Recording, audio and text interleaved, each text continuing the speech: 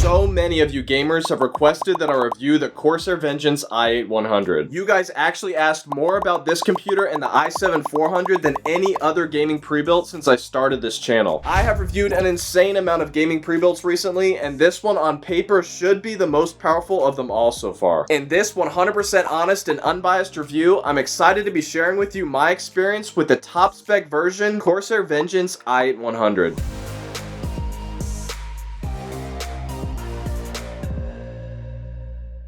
In this video, I'm going to share with you my experience with the unboxing and what's included, take you through some incredibly thorough gaming and creator benchmarks, a complete look at the design and build quality, the internals, thermals, fan noise, overall ease of use, pricing breakdowns, as well as comparing its price to performance ratio against the competition, as well as my top pros and cons. If you decide against this PC after anything that I say in this video, just keep watching, because I'm also going to be sharing with you some alternative PCs that I recommend for every budget. I guarantee if you watch this entire video, you will know if this PC is right for you or not. But if you still have any questions after watching this entire video, just shoot me a comment, and if you're publicly subscribed, I guarantee a personal response. This model that I have here for you includes the latest Intel 13th Gen i9-13900KS CPU, an NVIDIA GeForce RTX 4090 GPU, and 64 gigabytes of 5600 megahertz DDR5 RAM. Upon opening the box, you'll be met with extremely obvious instructions, an oh-so-kind thank you letter for joining their family, an incredibly thick 5-foot power cable, 2 antennas for Wi-Fi, and your user manual and warranty guide.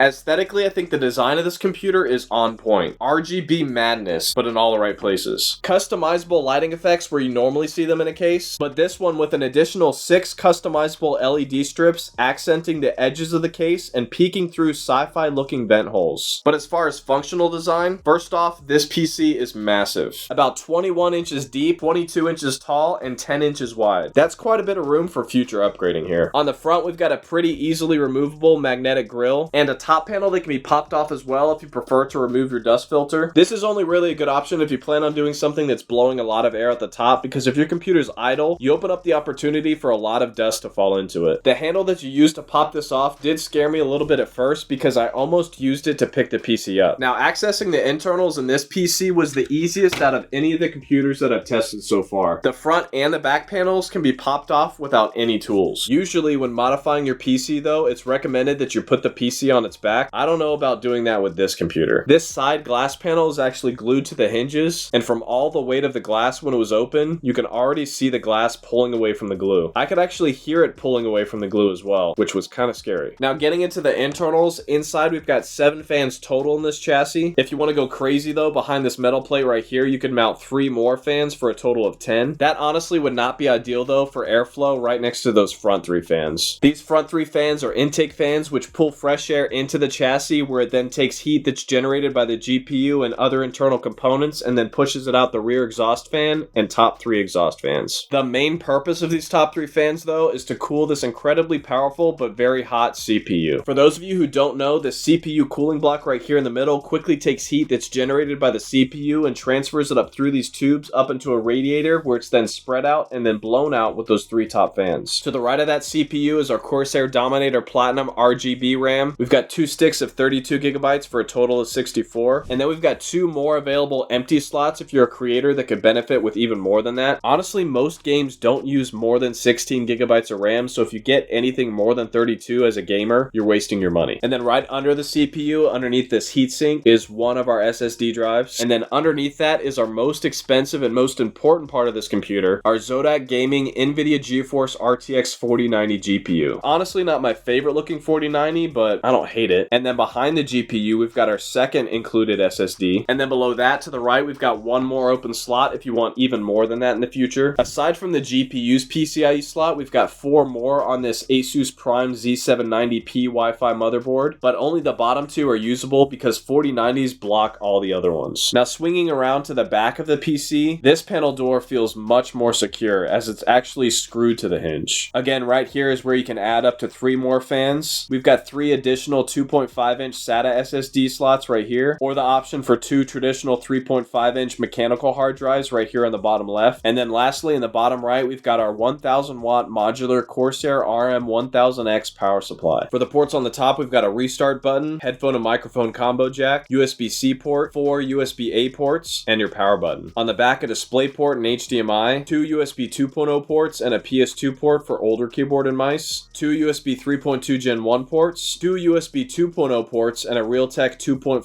gigabit Ethernet jack, 1 USB 3.2 Gen 2x2 Type-C, and 1 USB 3.2 Gen 2 Type-A. I bet you can't say that 10 times fast. And then for the audio, a microphone, line out, and line in. And then lastly, on the back of our 4090 GPU, an HDMI port and 3 display ports. Now for the software, the only 2 programs that you'll probably ever use that were included are the Corsair Diagnostics app and the IQ app. In IQ, you have an insane amount of customizations and animations for your RGB, and with this i8100, there's even more than usual because of how much RGB it has. You also have cooling control with several different fan profiles depending on if you prefer quiet fans on a hotter PC or louder fans if you're trying to keep the PC cooler during high intensive gaming. And then within the BIOS, there's a lot that you can fine tune here as well if you really know what you're doing. Now when it came to the fan noise, these were my results after testing each of the main fan profiles. In quiet mode, it was just a little over 40 decibels. But then when moving up to extreme mode, it brought the fan noise up to just a little over 43 decibels.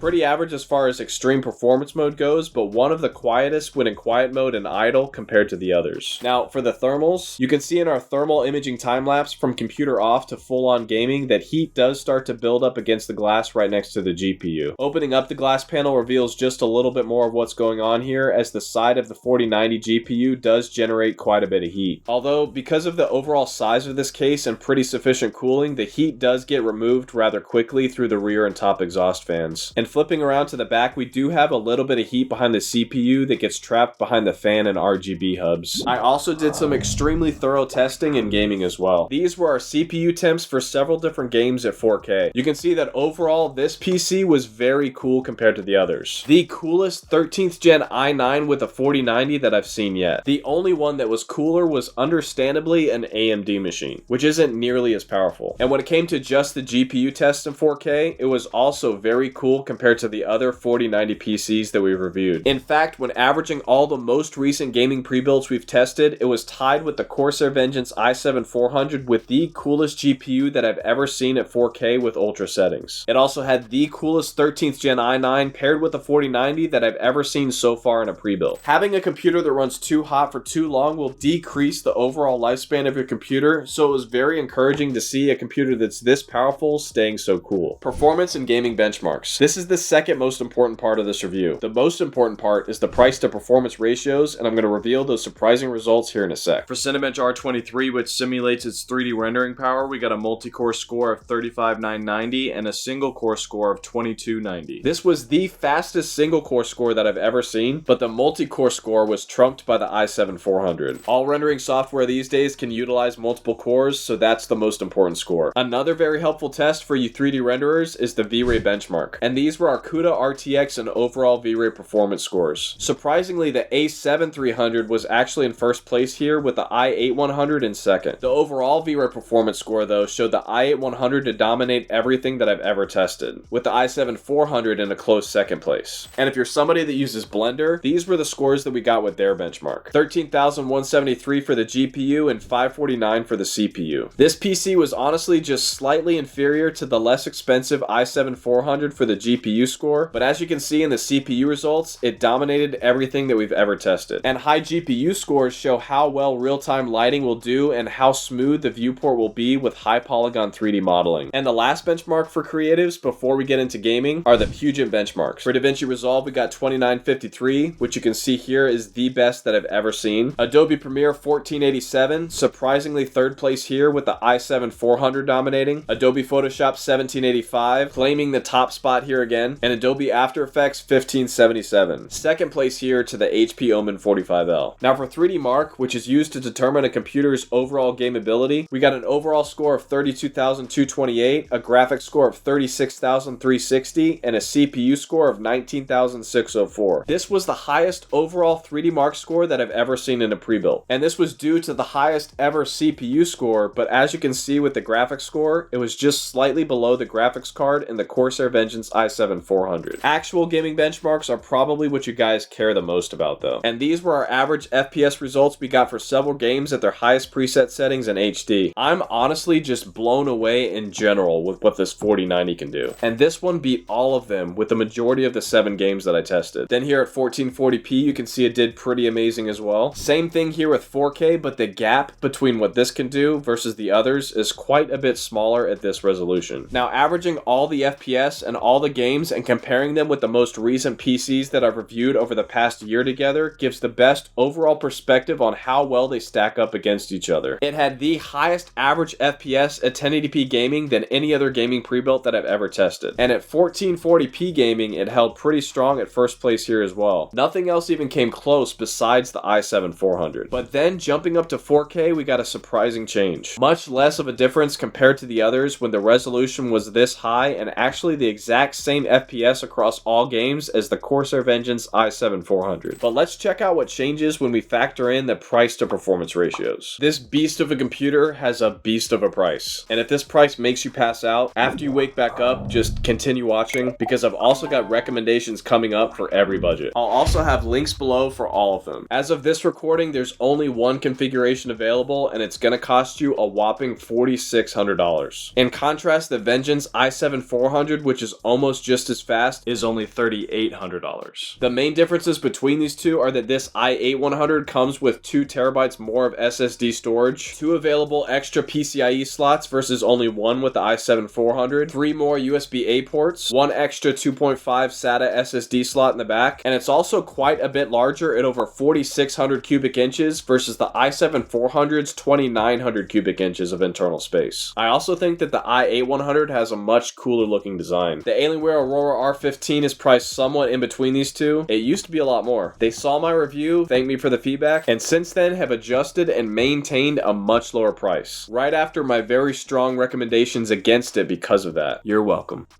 But even with the pricing more comparable, I still prefer the more modular Corsair PCs, which actually include 2-year warranties compared to the 1 year from everybody else. Right now, I'm also working on a review for Corsair Xeneon Flex, which is a massive flexible OLED ultra-wide screen. I do think it's just a little too expensive at $2,000, but all the top spec Vengeance PCs offer a $300 discount if you purchase it with the PC. And then if you go with something like the HP Omen 45L with similar specs, it'll cost you around $4,400.